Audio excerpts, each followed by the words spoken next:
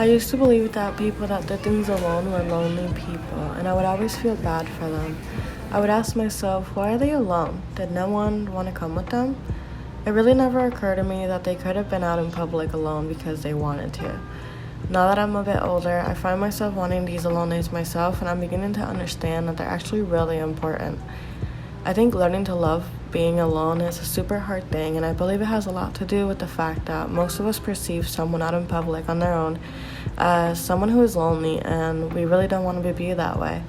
But honestly, so what if that's how people view us? Having a day filled with things you love to do without the input of anyone else is really nice. You could spend the day by yourself at home, or you can do something in the garden.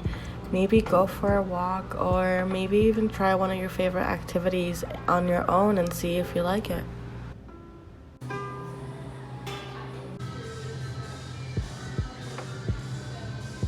Just remember that being alone does not equal loneliness.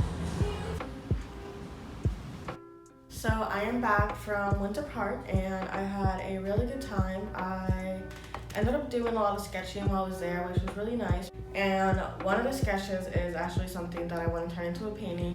So this is the sketch, is a girl sitting at a coffee shop, and it was obviously inspired by me being at the coffee shop. This is a very rough sketch of it, so I really want to have it way more detailed than that. And this is supposed to be a window, so I want to really put a lot of focus into the background and make it super detailed and add a lot of little things in there into the coffee shop and outside as well. I want it to be something calming, but at the same time be really busy with details and things to look at. So I'm gonna have to go with a really simple color palette.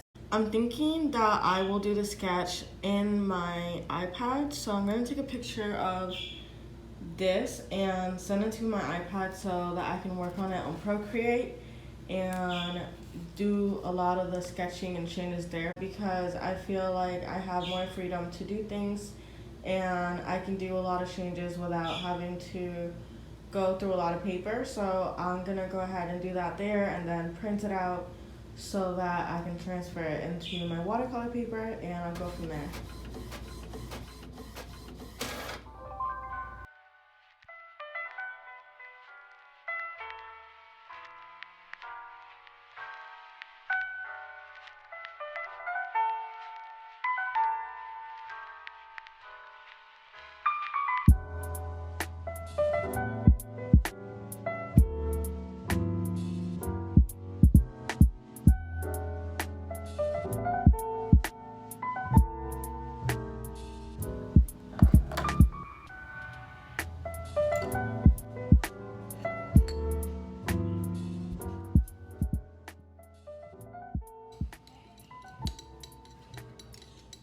Coming up with a color palette is probably one of my favorite things about the process, because I have learned that colors can make or break your illustration. Not only that, but they also all transmit different emotions to the viewer. So for me, it's really important to understand what feelings I want my painting to give while picking my colors. So for this painting, I wanted things to be really soft, calm, and happy feeling, just like a Saturday morning. I really wanted to capture the feeling I get when I take my days off to recharge my mind, and those days for me are really positive. So yeah, that was the inspiration for the emotions behind the painting. And the inspiration behind the painting is the idea that being alone is not a bad thing.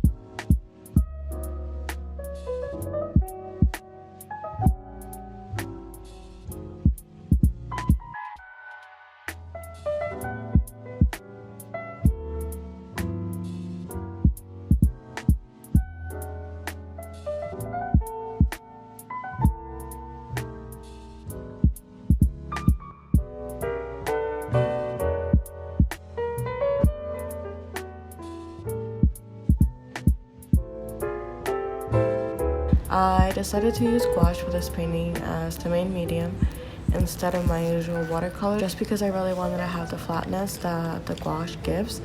But I did feel like it did need a little bit of texture, so I ended up adding some texture with colored pencils and decided to outline the whole illustration with the pencil instead of a fine line. And honestly, I really love the results of it. I had a lot of fun with this painting, and I know I say that with all my paintings because for me painting is really fun, but this one was really fun. It was cool for me to have captured the inspiration behind my painting, and I'm glad I was able to share some of the process with you.